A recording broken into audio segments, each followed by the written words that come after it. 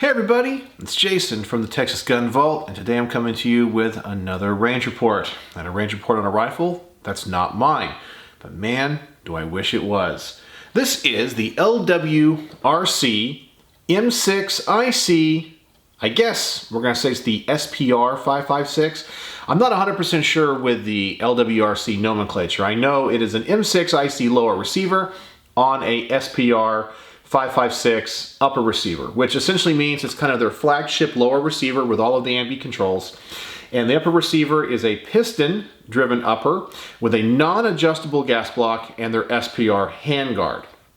So I know there's a couple of different variations of this, and maybe people that know a lot more about LWRC than me could comment on that and correct me if I am wrong. This is a AR-15 that for a long time I was never really interested in, because I never really saw the point in paying more than maybe $2 grand for an AR-15, unless it is something extremely special, because an AR-15 is not that complex of a rifle. You can buy many of the components just out of a catalog and build it yourself. But when I handle this thing has really changed my mind on upper end factory high quality AR-15s. Let me tell you, before I even get to the range report, I just want to kind of talk about my general thoughts on this thing. This thing is one well-built, super duper high quality AR-15. I mean, it is just top notch. It is loaded with features. The quality control that went into this is quite impressive. The fit, the finish, the way the upper receiver and the lower receiver fit together, just kind of the way the gun is laid out, it is pretty darn amazing. So let's just kind of talk about the range report now. It shot amazing, which is what you would expect from an LWRC rifle, and especially of a rifle of this price point. I do like piston-driven guns, and I know I've done a couple of videos in the past where I talk about direct impingement versus the piston-driven AR-15s and why I like DI guns a little bit more.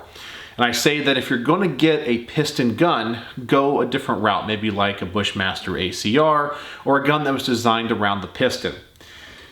But with that being said, this thing really impresses me. The only real tangible difference that I can tell between this and a DI gun is it is a little bit heavier, just a little bit. And it seems to have just a slight more recoil. But where the big difference is the report of the weapon. This thing seems considerably louder than your standard AR-15. And I'm not sure if that is because it is a piston AR versus a DI gun where many of the, or a lot of the gas is directed back into the upper receiver. I'm not really sure why that is, but it is significant. Well, from my perspective, and I kind of felt like that would be the only downside to this gun. But if you're going to run it suppressed, LWRC says you can, but they do recommend buying the one with the adjustable gas block. But you can run it with this non-adjustable gas block just fine. All of the components of this is marked LWRC. I am really impressed with how many components they obviously make in-house, all the way from the stock to the sights. I really like how there's like a UID tag built into the lower with the code and everything on it. The anodization matches beautifully from the upper to the lower receiver. Everything on this is tight. You just feel the quality. And one thing too that really impresses me is the machine work on the fluted barrel. As you can see here, it kind of like has like a little bit of a twist to it, and that goes all the way, you can see it through the handguard all the way to the upper receiver. And that's not just for a design, you know, cosmetic thing. You get maximum rigidity with the barrel, but also the lightest weight with that fluting. And I know that takes a lot of time and a lot of precision machining. I am kind of surprised though that it only comes with an A2 style flash hider. Now this could be because they are expecting the end user to of course change that out to something that they want, or a QD system. So spending a lot of money on putting a proprietary or some other type of muzzle brake on this, or flash hider, or whatever you want, might be a waste because people would take that off. That is one of the things that most people will customize, especially if they're going to run suppressed and run some type of QD system. They're going to want something very specific. So probably going with the A2 flash hider is probably a smart choice. But I'm kind of surprised they don't have kind of like their own proprietary one just to kind of finish off that look, because this is just a basic AR-15. The other thing too that I'm surprised is for a rifle of this caliber, I guess that's kind of a pun, but I meant like quality and caliber, is it also just uses a standard dust cover. Not that that's bad, I'm just saying it's just like they really go all out to be very customized and kind of run two very basic AR-15 components. But that being said, everything else in this thing is just amazing. All of the controls are ambidextrous. So you have your bolt release, which is different, and the way that they run it through the receiver is very different than I have on my Daniel Defense, and very different than I have in my Knight's Armament, which both have very similar features. Oh, also my Seekins 223 lower receiver, which also has those types of controls. The mechanics are a little bit different. And of course the controls on this side as well, which I think was very attractive to my neighbor because he is a lefty. So he's always looking for left-handed guns or guns that he can use and manipulate left-handed without much issue. And I think LWRC does a great job with that. The fit of the lower to the upper receiver is really, really tight. It's pretty much perfect. I mean, I don't even see a gap through this thing. It is pretty amazing. It's pretty tight. I did notice that there's some type of kind of a rubber grommet or something in the lower receiver, which probably helps tighten that up. And also I noticed that the cut of the lower receiver is also an M16 cut, which means that the whole channel is open. It doesn't have like a semi-auto shelf or anything, which is really cool. So they really do support the Second Amendment when they put that in. The bolt carrier is extremely proprietary. It's machined beautifully, looks very nice. Let me open this up here. I'll get this out. So here is the bolt and the bolt carrier. Looks like it's probably nickel boron coated. Has some kind of type of lightning cuts. Of course, it doesn't have a gas key in the front because this is a piston gun. And because it is a piston gun, this is super easy to clean. This thing ran very clean, and when I took it apart, pretty much after I cleaned the barrel, everything else just kind of wiped out, which is what you would expect, because all of the carbon, all of the buildup is going to remain out here.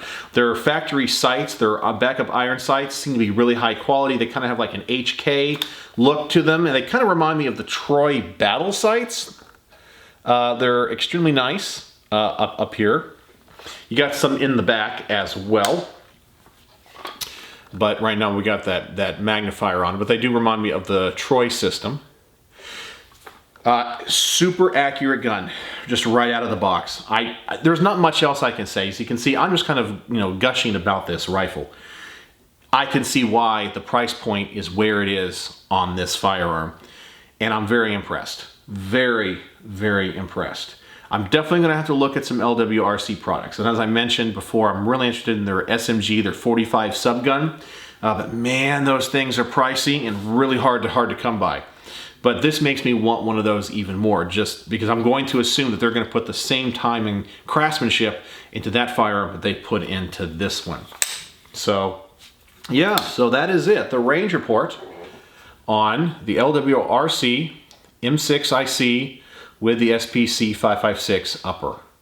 Man, just a fantastic firearm from front to back.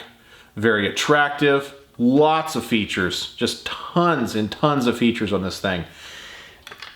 This is a rifle that I think is gonna be just one of those investments of a lifetime. You're gonna buy this and it's gonna be relevant and sleek and up to date for just decades to come. So I really can't speak higher of it, and it was not what I was expecting. So this is one of those range reports where I go in going, well, I know it's gonna be a really nice AR, but I come out going, wow, that is a really nice AR.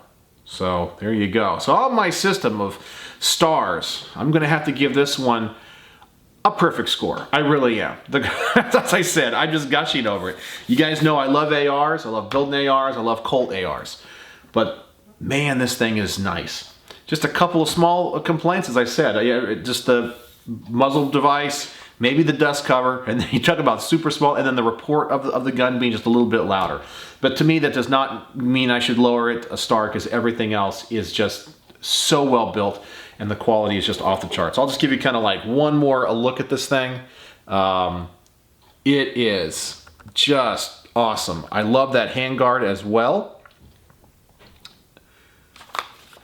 And wow, just a pleasurable gun to shoot. And I hope that when ammo becomes more available, I will get to go to the range with my neighbor and get to shoot this thing more. I really would like to have some more range time with it, and hopefully go to an outdoor range and kind of see how far we can take it out to, because the range we took it at, you can only go about 20 yards indoor where we were at that day, but I'd like to see this thing on a bench rest as well. So there you go. So the LWRC M6IC AR-15 SPC 5.56. So I hope I got the nomenclature right. So there you go. 5 out of 5 stars, a perfect review. If you can get one, you like them, and can afford one, because these things are pricey, look into LWRC. I'll tell you, you will not be disappointed. Just simply wow. So there you go, the range report. So let me know if you have any questions. And thank you, Phil, for letting me shoot and review your rifle. So as always, thanks for watching.